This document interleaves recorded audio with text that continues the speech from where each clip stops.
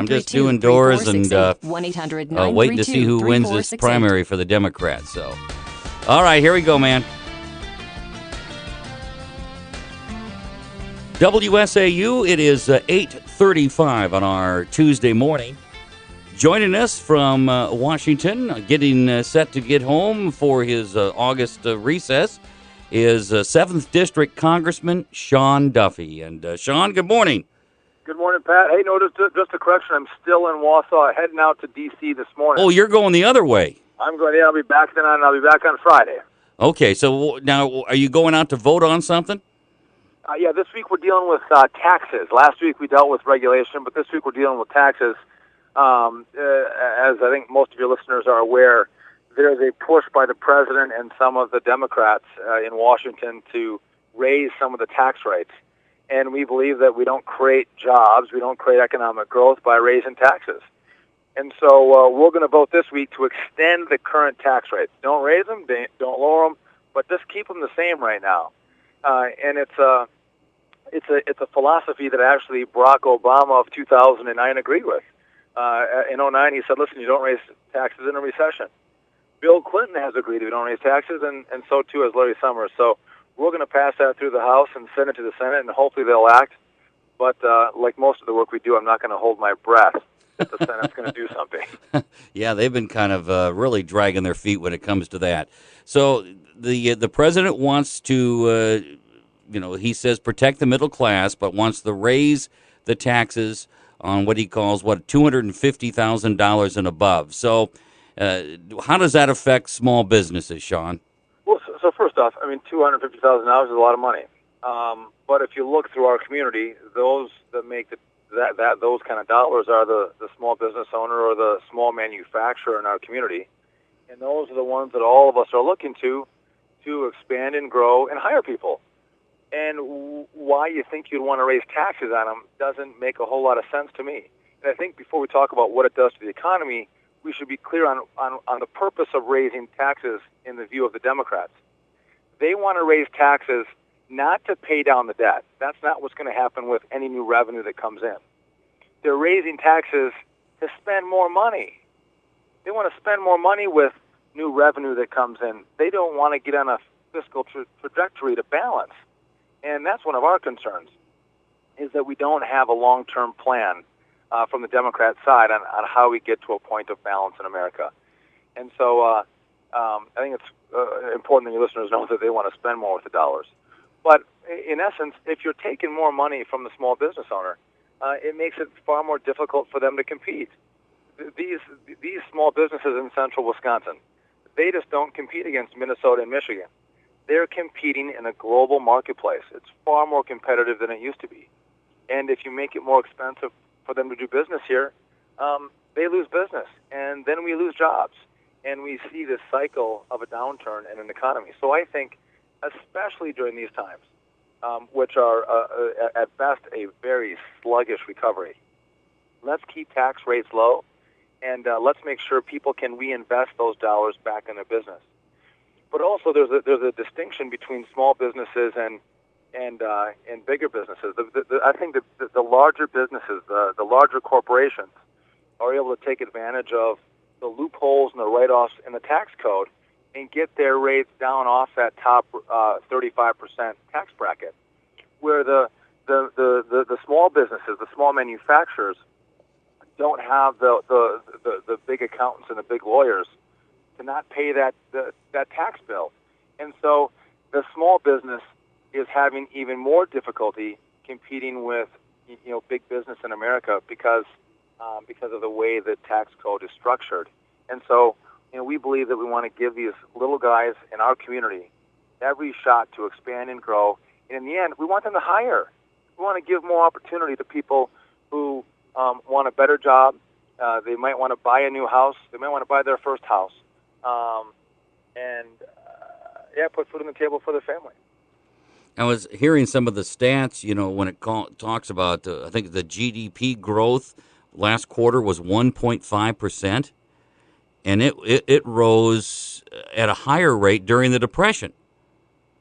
Listen, this is the president oftentimes talks about this the mass of the Great Recession, and it's true, it was a powerful recession. But if you look at significant downturns, they're matched with a significant recovery. And this has been the longest and the lamest recovery since the Great Depression. And the president can't deny that. I mean, you look back to the Reagan years, we had explosive growth in those years. And I think it's because of the policies of the president. I mean, that you sit here and say you want to raise taxes on the job creators. You have a new health care bill that people don't know how it's going to impact their ability to hire a new employee, that you're taking, more control from the individual and putting it in the hands of the government. And then you have all these new regulations that come out. No doubt we have a lame recovery. Listen, I don't know what you think, Pat, but there's a movement in those in the administration to empower government to make all these decisions, to make these investments with your tax dollars. And what we believe is we want to empower the individuals in this country. And when you empower the individual, it's remarkable how you see growth in America. You never see growth through an expanded government. Sean, you do realize your comments earlier about closing corporate loopholes would be viewed as, and are viewed as, a tax increase by some of your compatriots in the Republican Party. So they're not going to go for that, even though there are companies out there that are paying no tax, like the GEs of the world and like Corning and other companies. Yeah. So what we did, Pat, Tom, sorry about that. I was wondering if you were there. Good morning. He kind of lays in wait and then springs. Right. So actually, we voted twice now, Tom, in our budgets to reduce and eliminate so many of these write-offs and these loopholes, and then take the top rates from 35 down to 25, and then take that bottom rate down to 10%. So you have two tax rates, lowering each of them, and to make it fair and simpler. And so, as you just pointed out, the GEs of the world don't have the ability to use all these write-offs and loopholes to not pay any taxes. And I think this goes back to a fundamental point of the president likes to talk about fairness. And if you want to talk about fairness, you'd say, well, if you take the 35% tax rate today, and the president wants to bring it up to 39%, so if you just raise it another 4%, how much is GE, Tom, going to pay when it goes to 39%? Well, nothing, because they don't pay 30. Right. But they don't pay 36% now. So to use that tax rate is sort of disingenuous, because most of these big companies aren't paying that now. Right, and that's the point. So just by raising the rate, you still have a crony capitalist tax system that favors these big businesses, that allows them these big loopholes and these big write-offs. So you're not going after these people on the fairness issue. You're raising rates to make an argument that you are, but you're really not, because they still have all the write-offs. That's why our plan is so much fairer and simpler. Bring the rate down to 25%, right? Take away the loopholes, so the GEs of the world actually rise up, and they are paying the 25% now. But that will be viewed as a tax increase by those companies, because they'll be paying taxes. Well, it might, and you know what? Heck yes, they should be paying taxes. I apologize for that. They should pay. Well, the main thing is, though, you restructure the tax code, Sean, and it's fair then, and actually, their profits will go up. Yeah, I don't know anyone who supports, anyone's vision that middle-class Americans and small businesses should pay taxes and big businesses should not.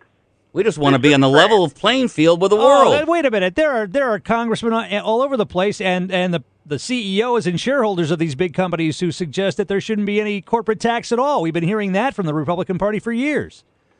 Well, I can tell you the movement in the House today is to do what I just told you about, which is you can take away the loopholes. And listen, people are going to scream about that. We're going to hear a lot about a lot of lobbyists. Loopholes. Yeah, absolutely. It's the right thing to do, to get rid of the loopholes, but then bring the rates down. There's some who have been taking advantage of more of those loopholes that are going to pay more, and they probably should. But there's a lot of small businesses in our community that are going to pay less. But when you have equality in the tax code, and you're not favoring one size of a business over another, that's a better form of government. And I think that, this country is founded on a set of principles and laws that treat people equally.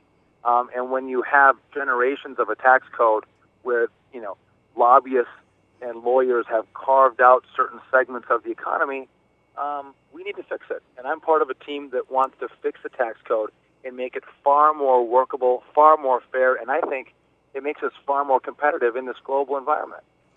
And I hear a lot of questions asked, why doesn't the Senate and House stay during the August recess, since the end of the fiscal year is September 30 and all these deadlines are coming up? It looks like Congress works best when it's on its last few hours before something happens. Well, I think what you're seeing now, and listen, as you guys all know, I'm a freshman, so I've never been through this time of a 2-year cycle where we have a presidential election and a lot of big issues that are coming up, and I don't write the schedule. I'm coming back for several weeks, which will be great. I'm able to travel over the district. So many people see me at fairs and parades and festivals. It's a good way for me to get out and get feedback from people, make sure I'm listening, hearing what their concerns are. So that's a positive time for me to do a lot of outreach. And then I think, if I'm honest, I think what's happening right now is there is a wait and see with this, with the elections, because, and I don't think that's necessarily the right way, but I think that's what's happening. Because if President Obama wins, I think there's going to be these automatic cuts and these automatic tax increases. And if there's a Republican president, if Romney wins, I think we'll signal to folks that we're going to make sure we keep the tax rates the same and move towards tax reform. And we're going to be able to do these sequester cuts in a little bit different way, but still have the cuts go forward. Pat talked earlier about the changes in the Democratic Party, or I think maybe that was in our first segment. I was just reading a story about a battle in Kansas and Missouri where the conservative Republicans are trying to oust the more moderate members of their party in those states. And we're seeing that in different places around the country. Pat suggested that there isn't room for a Kennedy Democrat anymore in the Democratic Party. Is there room for a Rockefeller Republican in the Republican Party anymore? Well, I hope that we. I mean, listen, I think that people are concerned about the direction the country's going on both sides, and they're there fighting aggressively for the ideals that they take to the party, which oftentimes line up with a political party. I don't know. I don't know. I look at Wisconsin, though, and I think there's a lot of common sense people here that, even on the Republican side, people that are driving common sense solutions to fix big problems. And I think the rest of the country can learn a lot from, a sound economic approach that isn't veering, too far one way or the other. And but listen, are there extremes on both sides? I see them every day. They are, and those who represent in Congress. I don't know. I think we have a group here that's trying to just get something done and get the right thing done. We were discussing the Lumberjack Championships last week, and Pat suggested you would still be in shape to do some of those lumberjack skills that you had in the old days. I said you would. I defended you, man. Could you still do it? Listen, I appreciate that, Pat. I have to tell you what, I didn't realize what good shape I was in when I was climbing those trees all the time.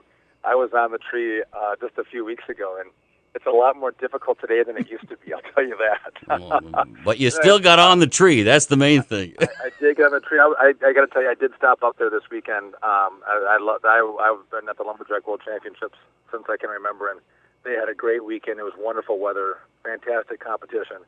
And just to all of your listeners, if you haven't been up to the Lumberjack World Championships in Hayward, it is a fantastic event, and it's a modern-day lumberjack competition based off the skills of the old-time lumberjack, which built, central and northern Wisconsin. So get up there. That was the last full weekend in July. It's entertaining, and it's a great Wisconsin history. All right. Well, Sean, I'm going to let you go, but we'll look forward to seeing you here in the weeks ahead in August, and maybe have it get you in the studio as well. That would be great. Hey, you guys have a good one. All right. Thanks, Sean. Bye-bye. Bye-bye. WSAU, and coming up, we will talk about the musical Legally Blonde from the Everest Academy for the Arts next. Assembly Speaker Jeff Fitzgerald. In the face of violent protests last year, I stood my ground with Governor Walker